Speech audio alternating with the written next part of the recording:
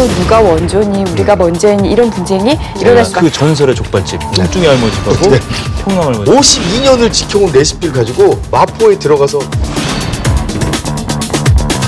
요리법으로 알고 있는 직원이 이걸 빼돌려서 그 직원들을 영입을 했죠. 그 조리법을 다 할 수 있었다. 이거는 영업 비밀이 아니다. 저는 장사해보고 괜찮아지면은 그 다음에 등록하자. 상표를 앞으로 쓰고 못 쓰고가 아니라 당장 문 닫아야 돼요. 문 닫아야 돼요. 이게 제일 무서워. 이거는 상표.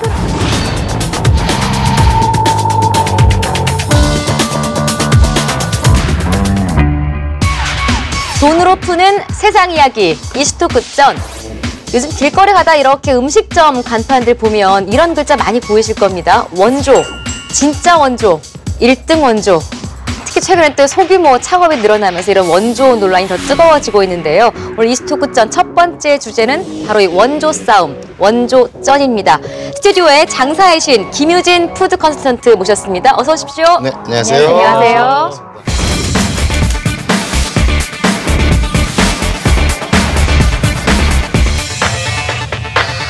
오늘 첫 번째 이슈가 이제 원조 논란인데 사실 원조 싸움이 어제 오늘 일은 아니에요. 그렇죠. 최근에 또 이 원조 논란의 중심이 된 새로운 분야가 있다고 제가 들었습니다. 네네. 스몰비어란 호프집. 저는 술을 별로 안 좋아해서 모릅니다만. 잘 먹던데. 그렇게 스몰비어가 도대체 어떤 거고 왜 이렇게 논란의 중심에 있는 거예요? 재밌는 사실은요. 네. 처음 기획을 했던 분은 스몰비어라는 단어를 쓰지 않았어요. 매스컴에서 만들어진 용어예요. 도대체 저 맥주집을 새로 등장한 친구를 뭐라고 규정을 할까 이제 고민을 하다가 기존의 집들보다는 장소가 작고요.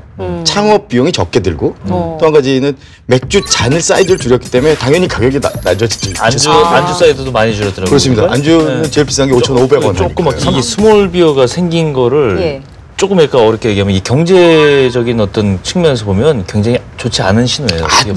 아주 정확한 지적. 불경기의 소비 위축의 시대에 디플레이션의 시대에 나오는 이런 미니바, 작은 거, 일회성, 아주 간단하게 싸게 이렇게 하는 것들이 이제 불경기 특성인데 대표적인 거잖아요. 그렇습니다. 근데 게다가 그게 창업 자본이 좀 소자본으로 비교적 할 수 있으니까 이게 유사상표가 많이 좀 아까 봉구 이제 봉주, 주비어사롱, 용주, 뭐 엄청 이게 30개가 등록이 됐대요. 30개. 사실 처음에 스몰비어가 이제 생맥주하고 그러니까 뭐 감자 튀김, 치즈 스틱 같은 거 좀 간단하면서 좀 저렴한 그런 안주로 이제 내세워서 인기를 막 얻기 시작을 했죠. 이 가게마다 좀 특색이 있는 게 아니라 말씀드린 땡땡비어처럼 상호도 비슷하죠. 메뉴도 굉장히 유사해요. 맥주와 무슨 감자튀김 이런 식으로. 그리고 인텔비어조차 굉장히 유사합니다. 그래서 이제 막 스몰비어 업계에서는 서로 누가 원조니 우리가 먼저니 이런 분쟁이 일어날 수밖에 없는 거죠. 실제로 컨설턴트 입장에서는 스몰비어에 대해서 어떻게 생각하세요? 전 절대 안 하죠. 왜요? 이미 레드오션인가요? 친인척이나 뭐 혹은 뭐 선후배가 한다 그러면 극구사양하고 말려야 되죠. 그래요.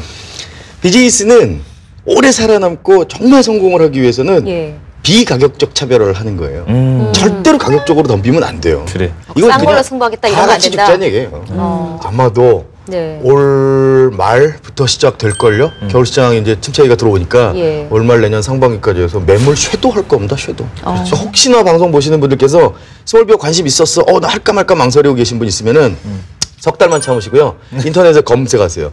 스몰 무슨 비어 매물이라고 치시면 리스트에 쫙 올라옵니다. 또 계절적으로도 겨울에 좀 원래 추우니까 유행 타는 사업은 원래 그 후유증이 커요. 그럼요. 위험해요. 아주 위험해요. 근데 원조 논란 얘기를 좀 하고는 있습니다만 원조 논란이 워낙 또 심해지다 보면은 그 가게들끼리 이렇게 다투기도 하고 논란이 이제 많이 생기는데 단순한 갈등으로 끝나는 게 아니라 최근에 어떤 간장게장 그 골목에서 칼부림 사건까지 일어났다고. 대한민국 간장게장의 대명사죠. 프로 간장게장.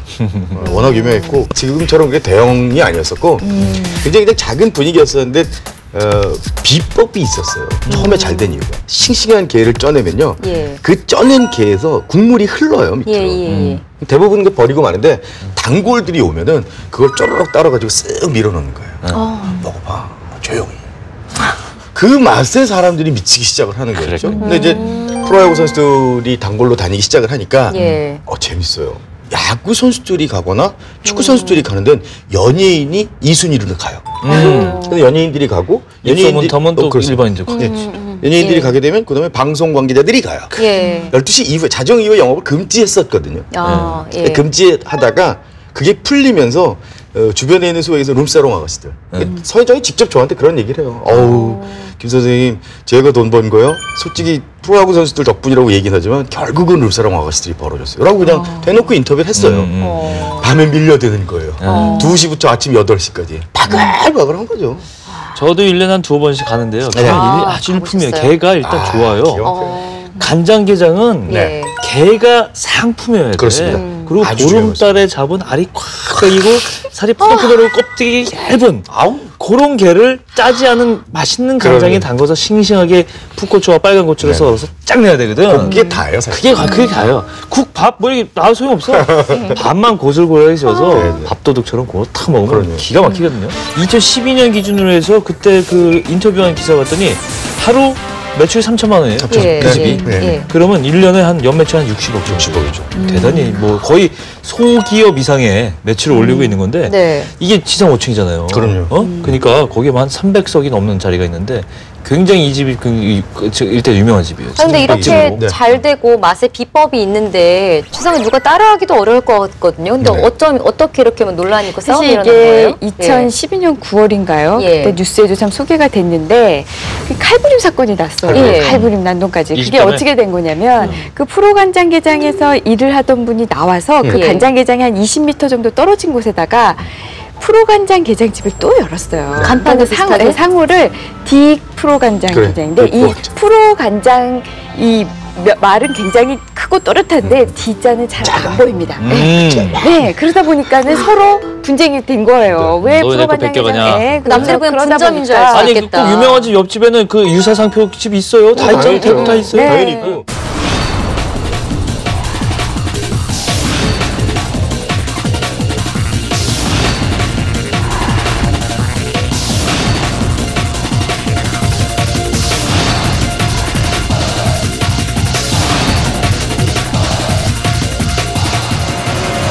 사실은 주인들끼리는 신경전만 하는 거지 불쾌하고 아우 재수없어 이 정도지 예, 예. 그 칼 들고 나가지는 않아요. 근데 호객행위를 하니까 15m 요 눈앞에 보이거든요. 근데 직원들이 있다 호객행위 하다 보면 사실 이렇게 좀 시비가 붙잖아요. 물리적으로. 맞아요. 쳐다보면 뭐 보냐 뭐 이렇게 되는 거고 그렇지. 그러다가 이제 욱해가지고 한 잔 근데 걸치고서는 사실 뭐 유명한 음식으로 골목 따지자면은 간장게장만 있는 게 아니라 여러 군데가 있는데 그렇죠. 왜 이렇게 이 간장게장 골목에서 이런 큰 사건까지 벌어지게 된 거예요? 프로간장게장이 대히트를 치고 나니까요. 예. 그 일대가 아예 골목 전체가 아니고 이렇게 방사성으로 뻗어나가는 맞아요. 거의 모든 곳에 간장게장 아구찜을 하는 집들이 생겨났어요. 그렇죠. 호경기 때는 그나마 괜찮아요. 근데 그 엔화 가치가 완전 폭락을 하고 예. 일본인 관광객이 거기서 이렇게 동동동 떠다녔었거든요. 일본 사람들이 간장게장 좋아하더라고요. 네. 그랬는데 그분들이 갑자기 더 이상 올 수가 없는 거예요. 비용이 1.5배가 드니까. 그렇죠. 그래서 손님이 쫙 빠지고 나니까 그때부터 이제 신경이 굉장히 날카로워지는 거예요. 불경기가 되니까 불경기 예민했군요. 되고 예, 예민해지고. 예. 결국 뭐 호객행위 이런 것까지 나가서 예, 예. 칼부림까지 났고 그래서 결국 이 원조 원래 프로 간장 게장 주인이 아 이거는 못 참겠다라고 이 사람이 앞에다 D 프로 간장 게장 했지만은 D자 잘 안 보인다. 예. 사람들이 아 이거는 같은 집인가 보다. 사람들한테 그러니까, 혼동을 주면서 부정 경쟁 행위를 하고 있다라고 해가지고 이제 고소를 했고요. 그래서 네. 결국 그 따라있던 D 프로 간장 게장 주인은 결국 벌금 150만 원 선고를 받았는데 아 나는 이거는 말도 안 된다. 억울하다 하면서 즉각 항소를 했죠. 반대로 생각해 볼 수 있는 게 네. 그 유명해지면 고집 하나만 있는 걸 고집할 게 아니고 네. 사실은 그런 사람들을 옆에 몇 가게 하면 그 골목이 쫙 살죠. 예, 살아요. 그러면 혼자 홍보하는 것보다 야 오늘 간장게장 먹고 싶은데 그러면 가자 거기 예. 가서 거기에서 자리 없으면 옆으로 가고 이러면서 네. 사람들이 더 많이 오는 거잖아. 그럼 거기는 시스템이 있어요. 예. 거기서 먹고 술 한 잔 딱 마시잖아요. 네. 그다음에 또 어디 가서 또 이제 맥주 한 잔 마시다가 그렇죠. 또 시커 놀다 보면 또 밤 깊게 놀다 보면 길 건너에 그 있어요. 청국장집 네, 있잖아요. 청국장집. 거기서 딱 먹고 끝나는 게 이게 일정이라고. 그래서 딱 그 문화가 딱 형성이 되는 그게 거야. 근데 또 상권으로 보면 이게 바람직한 일일 수도 있지만 원조집 입장에서 이게 또 억울할 수도 있잖아요. 근데 말씀하신 대로 억울하긴 실제로 억울하죠. 네. 실제로 신당동 딱 가면 그 유명한 마봉님 할머니. 광고에도 나왔잖아요. 그렇죠. 우리 집 떡볶이 맛의 비결은 간판에 며느리도 할머니 몰라. 있어요. 하얀 머리 파란 할머니 있어요. 맞아요. 맞아요. 할머니 네. 그 마봉님 할머님이 2011년에 예. 91세 나이로 이제 돌아가셨는데 네. 이분이 처음에 어떻게 이 신당동 떡볶이의 그 양념을 왜 춘장이랑 고추장이랑 섞은 그 네. 특유의 네.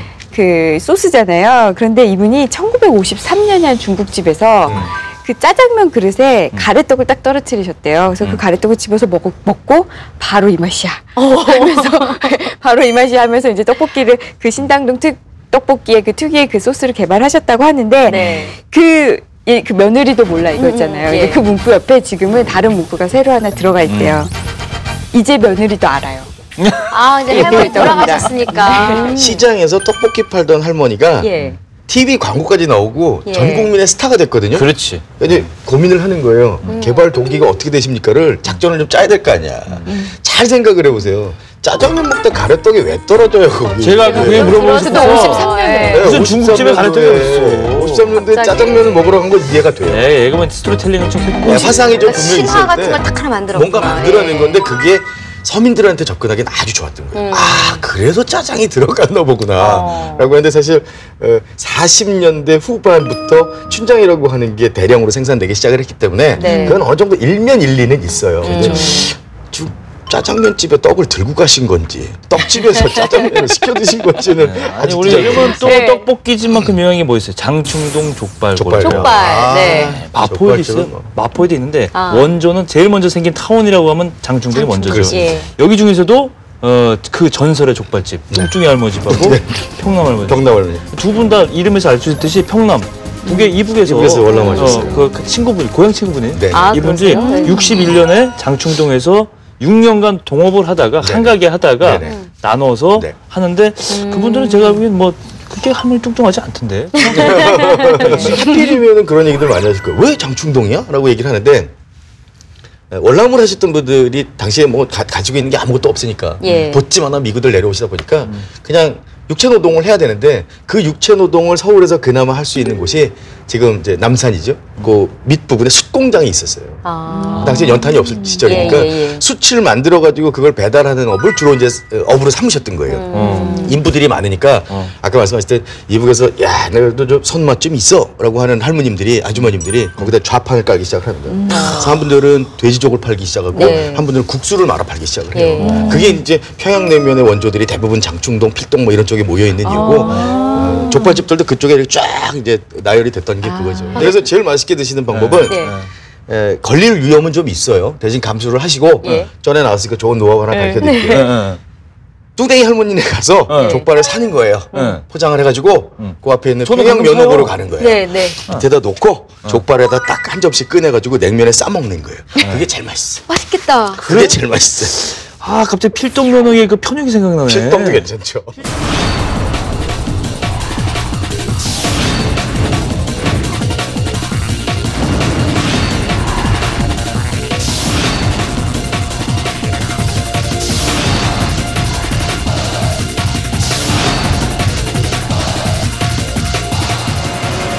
원조집들 하면은 공통적인 게 있어요. 뭐냐면 간판에 네. 사람 얼굴 딱 들어가 있는 간판 상당히 많아요. 그 근데 남간의 설악 추어탕이라고. 네, 설악 추어탕. 거기에 네, 그 맞습니다. 아주머니 사진이 또 들어가 있잖아요. 대한민국 걸려있는 사진 중에 가장 굉장히 카리스마가 카리스마 있죠. 있죠. 카리스마 맞아요. 있죠. 짧은 머리에. 그 아줌마 집이 제가 알기로는 안산에서 한 20년 정도를 그렇습니다. 한 집이고 아. 추어탕만 계속 했는데 그 비법 전수 받아갖고 미라제 식품인가요? 거기서 프랜차이즈화 시켜서 그렇죠. 남간의 추어탕으로 이제 확산시켰잖아요. 그 집이 그렇게 대박이 난 이유 중에 한 가지 뭐냐면 네. 콩 양념이에요. 콩을 발효시킨 게 양념을 만들어갖고 발효시키는 것 자체가 네. 굉장히 구수한 감칠맛을 만들어냈어요. 그래서 그 자체가 굉장히 대박이 났고 또 한 가지는 일반적으로 중국집에서 쓰는 고추기름이 아니고요. 약간 부드러운데도 칼칼한 느낌. 그래서 왜 그 전날 약주 드신 분들이 그 나무 쳤다고 딱 최고죠. 가시면은 제일 먼저 하시는 게 일단 국물을 싹 들어갖고 뚝배기째 들어갖고 호호 불다가 쫙 한 모금 그냥 들이키는 거예요. 하고 나면 여기서 국물이 쫙 따라 내려가는 게 느껴져. 어디쯤 국물이 지나가는지 잘하신다. 느껴지는 거예요. 근데 그게 바로 고추기름하고 콩 양념 개발한 걸로 지금은 뭐 대한민국 최고의 거의 뭐 대명사가 되다시피 했죠. 이 추어탕집도 한번 그런 사건이 있었죠. 그쵸. 레시피를 직원이 빼갔어요. 네네. 납품 계약이 끝나자 이 레시피 요리법으로 알고 있는 직원이 이걸 빼돌려서 그 직원들을 영입을 했죠. 영입을 한 거죠. 예. 영입을 해가지고 이 비법을 이렇게 재현하는데 성공해서 추어탕집 차렸고 매월 1억 2천짜리 매출을 올리는 와. 식당을. 나온 예, 거야. 예. 월 매출이면 뭐. 그래서 이임에서 검찰에 이제 고발을 했죠. 네네. 영업 비밀을 빼돌렸다라는 거였어요. 예. 그런데 이쪽에선 뭐라고 했느냐, 무슨 소리냐. 그 집에서 근무한 사람이라면 누구나 그 조리법을 다 할 수 있었다. 이거는 배웠다. 영업 비밀이 아니다. 라면서 영업 비밀 자체가 성립이 안 된다고 했는데 법원은 이렇게 본 거죠. 아니다, 비밀이다. 영업 비밀이었고 이건 어쨌든 지적 재산권이다. 영업 비밀을 본 이유는요. 우선 그 조리하는 데를 출입금지 구역으로 딱 만들어놨어요. 그러니까 할 수 있는 사람, 그걸 할 수 있는 비밀을 알고 있는 그 조리법을 아는 사람만 들어갈 수 있게 해놨고 또 직원들을 상대로 비밀 유지 서약서를 받았어요. 이거는 그럼 비밀이라는 거죠. 확실하네, 예, 이거. 그래서 이 사람들이 그래서 결국은 징역 1년. 오. 예, 법원에서 징역 1년 선고를 받았어요. 진영. 그래요. 앞으로 이제 이거 방송 보시는 분들은 임 변호사 얘기 듣고 전부 다 출입금지 하나씩 붙여놓을 것 같은데. 아마 그런 안전장치를 해야 될 것 같아요. 해야 될 것 지적 같아요. 재산권을 그렇게 하면은 지키기 근거가 위해서. 되니까. 아, 얼마나 네. 약 올라요. 정말 전하는 오랜 거지. 시간 동안 그거 개발한 분들은 신경질 날 거라고. 아까 그 콩양념하고 고추기름 비법만도 연구하는 데만 3년이 걸린 거예요. 그럴 것 근데 같아요. 이미 알고 진짜. 계셔. 그럼. 해보고 벤치마킹하고 네. 사실 그걸 했는데 덜커덩 누가 나가서 그럼 막 레시피를 그러면. 다른 회사에다 경쟁회사에다 준다고 생각해 보세요.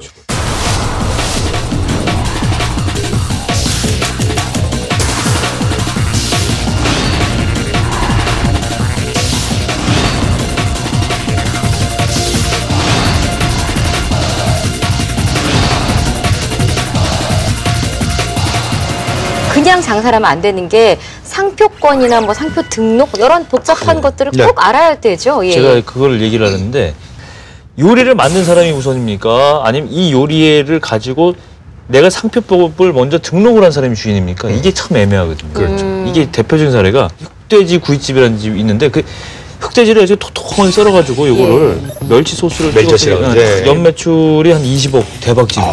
대박이죠. 그렇게 했는데 2010년에 단골 손님으로 왔다가 비법을 배워간 수제자라는 분이 네. 이걸 가지고 이거 맛있는데? 제주도 흑돼지 등록을 딱 시키는 등록을 거야. 해요. 어. 그럼 누가 주냐 도대체. 내가 땡땡 흑돼지집 하면서 이렇게 딱 걸어놓고 뭐 상표 등록 이런 건 전혀 안 했어요. 그냥 간판만 걸고 내가 장사를 잘했어요. 그래서 땡땡 흑돼지집은 굉장히 유명한 상호가 됐어요. 그러나 예. 상표권으로 상표를 등록하지는 않았어요. 그런데 그 옆에 있던 사람이 찾아보니까 등록이 안 돼 안 돼 있어요. 있어요. 아하, 그럼 나는 땡땡 흑돼지 내가 딱 상표 예. 등록해놓고 상표권으로 등록이 되면은 배타적인 권리가 있어요. 나랑 똑같은 거 쓰지 마라고 할 수 있거든요. 그렇죠. 너 쓰지 마라고 했을 때 이상하잖아요. 예. 그렇죠. 안 되겠죠. 네, 네. 이 사람의 목적은 이거를 이용해서 내가 어떤 부정한 목적으로 사실 경쟁을 하겠다는 의미로 이거를 등록을 한 거잖아요. 도의적으로 그러면 안 돼. 그렇죠. 네. 그래서 이 상호를 먼저 쓴 사람, 이 사람을 보호를 해줬죠. 그러네요. 다행이네요. 지금부터 창업을 하려는 분들은 미리 상표권 등록을 하고 이러는 게 사실은 되게 중요한 절차일 것 같아요. 그죠? 네, 내가 뭐 솔직히 제 집이 그냥 원조집이 되지 말란 법도 없잖아요. 그렇죠. 예. 우선은 장사해보고 괜찮아지면은 그 다음에 등록하자라고 하시는 분들도 계시거든요. 네. 근데 이게 또 문제가 뭐냐면 예를 들면 방글 뭐 한정식집을 열어요. 예. 근데 방글 한정식집이 어디 등록돼 있나라도 살펴보지 않고 그냥 방글 한정식집 간판을 단 거죠. 네. 장사가 막 잘 돼요. 근데 만약에 방글 한정식집이 간판이 달려있던 그 상표 등록이 되어있던 집이다. 그 집이 뭐 저기 지방에서 뭐 조그만 집을 하고 있어요. 그런데 연락이 와요. 왜냐면 전 유명해졌으니까. 너 왜 내 상표를 그대로 써? 라고 얘기를 하는 거죠. 상표 쓰지 마. 그럼 예. 상표를 안 쓴다까지도 그거 갖고 분쟁이 된다라는 것도 문제지만은 여기서 뭐부터 하냐면 영업금지 가처분 신청부터 걸어요. 그렇죠. 그럼 그렇죠. 문 닫아야 돼요. 이게 제일 무서워. 이거는 상표를 앞으로 쓰고 못 쓰고가 아니라 당장 문 닫아야 돼요. 우선 영업을 못 해요. 임대료를 해야 되는데. 그렇죠. 그렇기 때문에 내가 어떤 큰 마음을 먹고 무슨 뭐 식당을 하든 어떤 걸 하든지 간에 상호를 딱 정하고 간판을 올릴 때는 예. 한번 정말 뭐 가까운 변리사나 변호사한테 한번 상담을 문의를 해야 하시고 돼요. 네. 자문을 구해보시는 게 좋아요. 그게 단 그냥 처음에 그 자문 받는 거 예, 비용 예. 얼마 안 들거든요. 예. 보험 든다고 생각하시고 확인하시는 게 좋아요. 저는 그런 얘기는 좀 드리고 싶어요. 지나치게 내가 원조라는 사실에 안주하는 스타일이 좀 있어요. 서비스 불친절해. 서비스 불친. 나빠지는 경우도 말씀하신 있어요. 거. 네. 맞아요. 우리 집인데 30년 된 집인데 드세요. 네. 그래 던지고 가고 네. 여기 죄송한데 물 좀 주시면 안 돼요? 갖다 드시면 안 돼요? 셀프인데 뭐 이런 거. 사실 그런 것들은 고쳐야 돼요. 그 옛날에 그 진짜 50년 이상 된 전통집 중에 네네. 무슨 우리가 다 아는 무슨 공탕집이 하나 있는데 네네. 지금 아주 삐까뻔쩍한 건물에 입점을 했어요. 네. 했는데 옛날에는 신발 도둑도 많고 많았어요. 어? 네. 이렇게 훔쳐가니까 비닐봉지 갖고 가라고 돈 안 내고 가는 분들이 옛날에 많았을 거 많았어요. 아니에요. 근데 그래서 돈을 선물로 받았다고. 선물 받죠. 예. 근데 그 럭셔리한 빌딩에 입점을 한 지금도 네. 돈을 먼저 받아. 먼저 받아. 근데 어떻게 보면 약간 옛날식으로 하면 옛날 향수 때문에 와서 부담감이 없을 수 있는데 네.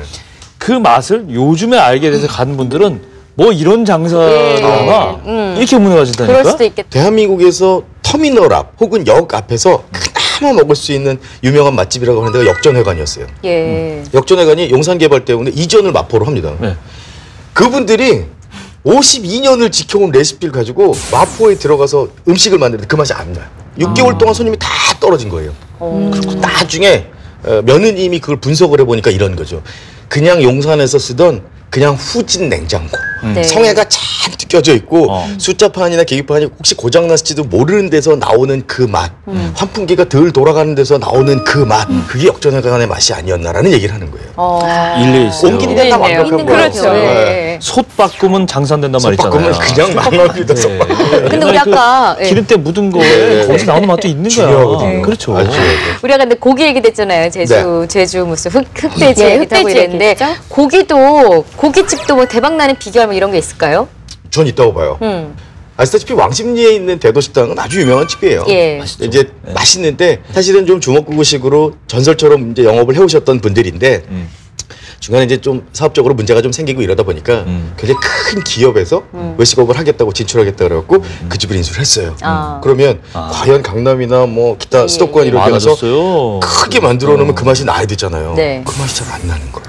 이게 내 집일 때 들어오는 손님 맞고 신발 정리해드리면서 하면은 고기를 낼 때 무슨 얘기를 하는 줄 아세요? 주방장이 썰고 접시에 덜어서 나가는 동안에 모든 사람이 종업원과 주인들이 혼연일체가 돼서 이런 주문을 외워요. 맛있어져라, 맛있어져라. 근데 그게 이제 지분을 넘기고 뭐 이러다 보면요. 그냥 이렇게 모델처럼 앉아 계셔요. 지금 얘기는 굉장히 감동적인 얘기. 굉장히 중요해요.